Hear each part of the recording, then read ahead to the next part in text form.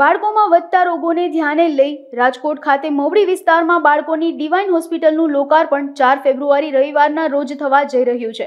જે અંગે વધુ વિગત માટે અબતક મીડિયાની મુલાકાતે આવેલા હોસ્પિટલના ડોક્ટર તુષાર ઝાલાવાડિયાએ જણાવ્યું હતું કે 40 બેડની હોસ્પિટલ અત્યંત અદ્યતન બનાવવામાં આવી છે, જેમાં બેબી ફ્રેન્ડલી હોસ્પિટલ હોવાથી બાળકોને હોસ્પિટલ જેવું સહેજ પણ નહીં લાગે. એટલું જ નહીં, 24 કલાક માટે ફાર્મસીની પણ સુવિધા ઉપલબ્ધ કરવામાં આવી છે.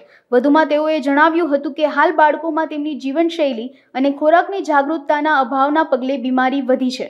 એકચ્યુઅલી અમારી છે ને ડિવાઇન પ્લસ બાળકોની હોસ્પિટલ છેલ્લા 10 વર્ષથી રાજકોટમાં કાર્યરત તો છે જ. અમારી પાસે 7 પીડિયાટ્રિશિયન કે જે હાઈલી ડેડિકેટેડ હોય, 7 પીડિયાટ્રિશિયનની અલગ અલગ સ્પેશિયાલિટીની ટીમ છે. એટલે અમારે જનરલી જે આપણે કહેતા હોઈએ કે કાચની પેટી એટલે જન્મથી માંડી અને 1 મહિના સુધીનું બાળક. એમાં ઓછા વજનવાળા છે, અધૂરા મહિને આવેલા હોય, મળ પી ગયેલા બાળકો હોય, એ બધા બાળકોની અમે સારવાર કરતા હોય. એને કાચની ઓક્સિજન ઓછો પડતો હોય તો એને કાચની પેટીમાં રાખી માતાના ગર્ભ જેવું જ વાતાવરણ કૃત્રિમ રીતે સર્જી અને આપણે એની ટ્રીટમેન્ટ કરતા હોઈએ. 1 મહિનાથી મોટા બાળકોનું આઈસીયુ છે અને પીડિયાટ્રિક આઈસીયુ કહેવાય. તો મારી પાસે એવી અલગ અલગ ટીમ, ડેડિકેટેડ ટીમ છે કે 3 જણા જે છે સ્પેશિયલી કાચની પેટી એટલે કે 1 મહિનાથી નાના બાળકોની જ ટ્રીટમેન્ટ કરે, અને 4 જણાની ટીમ એવી છે કે જે પીડિયાટ્રિક બાળકો એટલે 1 મહિનાથી માંડી અને 15 વર્ષ સુધીના બધા જ બાળકોની કોઈ પણ પ્રકારની ઇમરજન્સી છે અથવા કોઈ પણ જાતની ગંભીર બીમારીઓની ટ્રીટમેન્ટ કરતા હોય અમે જનરલી. એટલે અમારી એક હોસ્પિટલ ઓલરેડી વિરાણી ચોકમાં છેલ્લા 10 વર્ષ ત્યાં કાર્યરત છે જ, કે જ્યાં અમે આ પ્રકારની 24 કલાક ફેસિલિટી આપીએ છીએ. અને બીજી હોસ્પિટલ અમે જે તમે મને કીધું એ પ્રમાણે અમે શરૂઆત કરવા જઈ રહ્યા છીએ મવડી એરિયામાં. એનું મુખ્ય કારણ એ છે કે મવડી એરિયા સિલેક્ટ કરવાનું કે બહુ જ ગ્રોઈંગ એરિયા છે, અને બીજી વસ્તુ એ કે એ એરિયામાં કોઈ બાળકોને ફેસિલિટી આપતી 24 કલાક વાળી હોસ્પિટલ નથી. એટલે અમારે એ એરિયામાં શરૂ કરવાનું મુખ્ય કારણ એ કે ત્યાંના દર્દીઓને બહુ સફર ના થવું પડે અને બહુ ખોટી ઇમરજન્સીમાં કારણ વગરનું હેરાન ના થવું પડે. એટલે અમે મવડી એરિયામાં શરૂ કરીએ છીએ.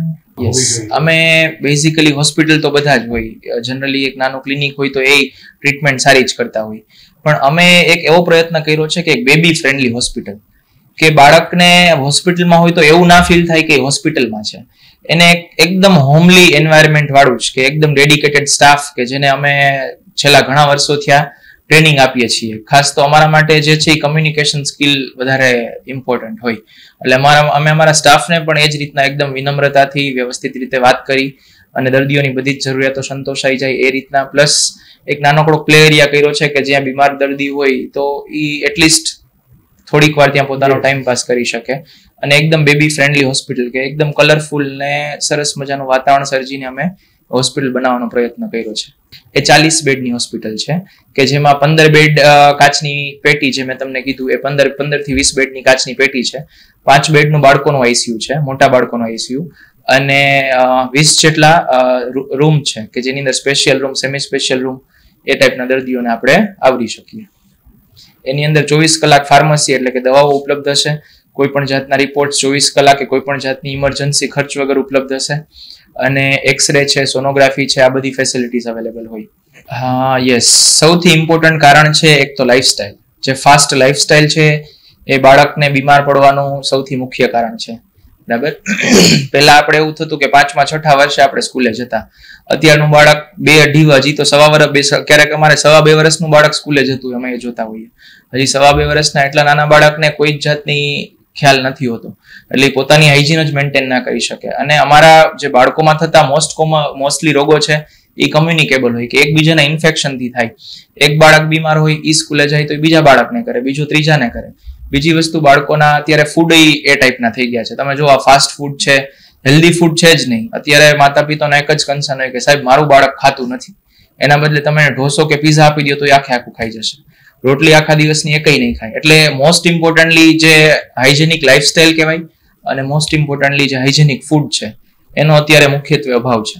અને મેં તમને કીધું એમ કે જે પ્રસંગો બહુ વધી ગયા છે, કોઈ પણ જાતના ફંક્શન્સ હોય તો એમાં બાળકો આપણે જોતા જ હોઈએ કે કેટલા છૂટથી હરતા ફરતા હોય, અનહાઇજેનિક વસ્તુઓ ખાતા હોય. આ બધી વસ્તુઓ બાળકને બીમાર પડવાનું મુખ્ય કારણો જનરલી કહી શકાય.